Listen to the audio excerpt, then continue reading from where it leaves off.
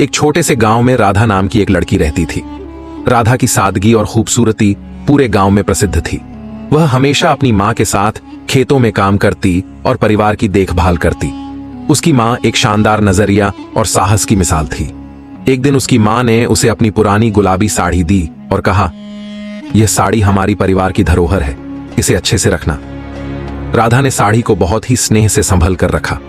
वही साड़ी उसकी मां की थी और उससे भी पहले उसकी दादी की। लेकिन राधा को इस बात का बिल्कुल भी अंदाजा नहीं था कि यह साड़ी केवल एक साधारण साड़ी नहीं थी, बल्कि जादुई थी। एक रात जब राधा सो रही थी, उसे एक अजीब सपना आया। उसने देखा कि उसकी साड़ी के चारों ओर एक हल्की रोशनी फैली हुई थी और साड़ी से सुनहरी चमक आ रही थी। अचानक एक परी उसकी साड़ी से प्रकट हुई और बोली, राधा, ये साड़ी जादुई है।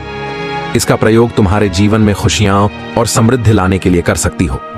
सुबह उठते ही राधा ने अपनी मां से इस सपने के बारे में बताया, लेकिन उसकी मां ने इसे सिर्फ एक सपना मानते हुए कहा, राधा, यह सिर्फ तुम्हारी कल्पना हो सकती है, परंतु अगर तुम्हें विश्वास है तो इस साड़ी को पहनने में कोई हर्ज नहीं है। राधा ने उस साड़ी को पहन लिया और उसके बाद जो हुआ वह वाकई में आश्चर्यचकित करने वाला था। जब वह खेत में काम करने गई तो वह हर पौधे को छूने से तुरंत फल और फूल से भर गया। उसका पूरा खेत हरा भरा और सुंदर हो गया। गांव के लोग ये चमत्कार देखकर अचंभित हो गए और राधा की खूब तारीफ करने लगे। कुछ समय बाद गांव में सूखा पड़ा, सारी फसलें बर्बाद हो गईं और लोग बहुत परेशान हो गए।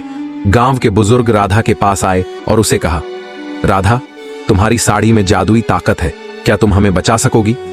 राधा ने सोचा और कहा, मैं कोशिश जरूर करूंगी। राधा ने अपनी साड़ी पहनकर खेतों में जाए सारी जमीन पर हाथ फेरा। अचानक आकाश में बादल छा गए और बारिश शुरू हो गई। पूरे गांव में खुशी की लहर दौड़ गई। सभी ने राधा को धन्यवाद दिया और उसकी साड़ी की खूब तारीफ की।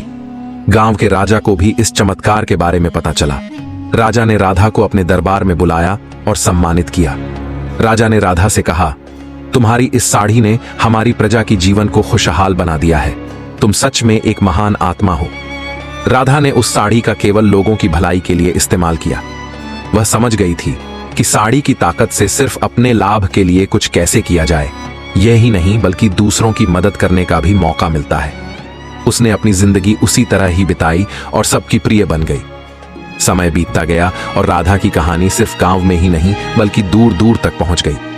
उसकी ईमानदारी और परोपकार की मिसाल ने उसे सबके दिलों में जगह दी। उसकी साड़ी की जादुई कहानी सुनकर लोग उससे प्रेरणा लेते और सीखते। राधा ने अपनी साड़ी को अपनी अगली पीढ़ी को सौंप दिया।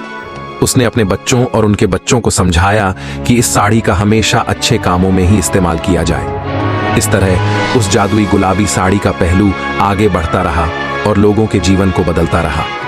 जादुई गुलाबी साड़ी की कहानी एक संदेश देकर समाप्त होती है कि किसी भी वस्तु या ताकत का असली मूल्य तभी है जब उसका उपयोग सबकी भलाई और सेवा में किया जाए। राधा की भलाई और परोपकार ने सभी को यही सिखाया कि सच्ची पहचान मेहनत, ईमानदारी और दूसरों की भलाई में निहित है।